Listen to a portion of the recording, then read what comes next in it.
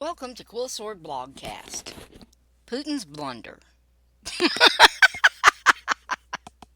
I swear I thought about this possibility, but I would have had to edit a whole lot to include it in the earlier post and was way too lazy for that. Also, I'm slow enough as it is. But anyway, what a difference a day makes, huh? I did wonder if Putin was stupid enough to capitalize on the reduced intelligence that Ukraine was getting. Trump had made it crystal clear that he wasn't taking sides. The smart move was to play it cool while Trump and Zelenskyy argued. Taking advantage of the opening undermines Trump, not Zelenskyy. Putin used to be sharper than this. Not anymore, I guess. Oh, you hadn't heard? Russia pounded the heck out of Ukraine since they no longer had the heads up on the bombers taking off. The US can see that, but Europe can't usually. It helps when you have an insane number of satellites in orbit. Anyway, Trump playing hardball with Zelenskyy was not an invitation, and Putin has really stepped in it. Trump is talking about further sanctions on Russia. No, the sanctions, if they even happen, aren't the important part. Putin stabbed Trump in the back.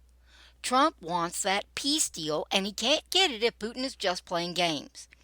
Attacking Ukraine while Trump was making a point made Trump look bad, and worse, it told the world just how unserious Putin is about peace. Zelenskyy should send Putin a thank you card. All the heat is on Russia now.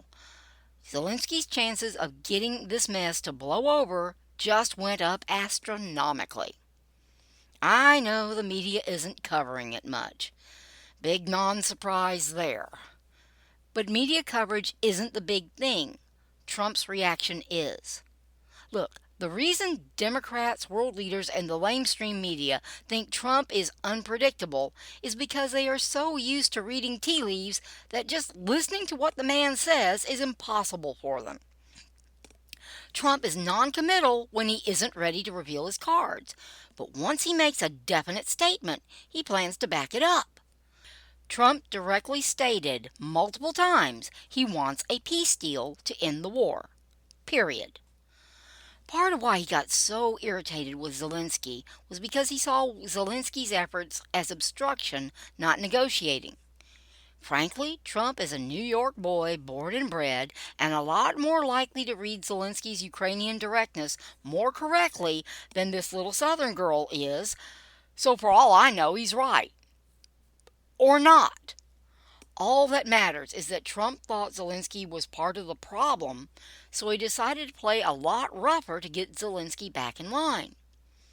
Historians can figure out if Trump was right or not. The important part is that Trump's actions really were aimed at the peace deal he wants and not merely personal animus with Zelenskyy.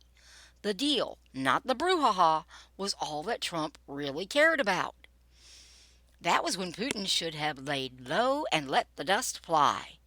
Instead, he saw an opportunity to take advantage of Trump's actions. Big mistake. You can't say you're really interested in peace when you're bombing civilians. Doesn't work that way. Worse, Trump spent considerable political capital creating an open path to negotiations for Putin. That was why he didn't condemn Putin or talk trash about Russia. Trump was pouring out a bit of honey for Putin's fly. Putin decided to backstab Trump for his efforts. To be sort of fair, it was a huge temptation. The better Russia is positioned going into negotiations, the more goodies they are likely to get. Using the Ukrainian vulnerability to damage Ukraine was a logical choice. Stupid, but logical. Because Trump was not setting Ukraine up. He was demonstrating his resolve to Zelenskyy. Putin isn't exactly good at the good faith sort of thing, so it's little wonder that he didn't get the memo. But still. International relations are rarely chess games of any number of dimensions. They're usually a game of pickup sticks played with those plastic monkeys from Barrel of Monkeys. Whatever game you're playing, throwing the board at Trump is beyond the pale stupid. Sorry, those of you who want Trump to abandon Ukraine. Any chance of that went bye-bye thanks to Bad Vlad.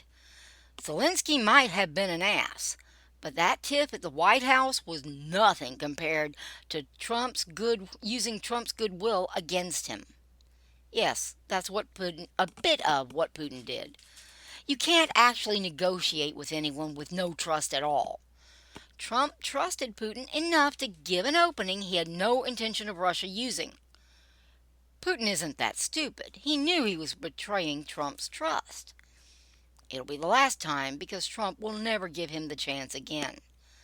Putin could have played statesman and used the opportunity to look like he really did want to work with Trump for a peace deal.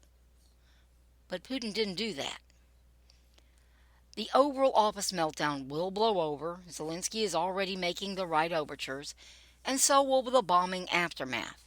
The media will forget. Trump won't.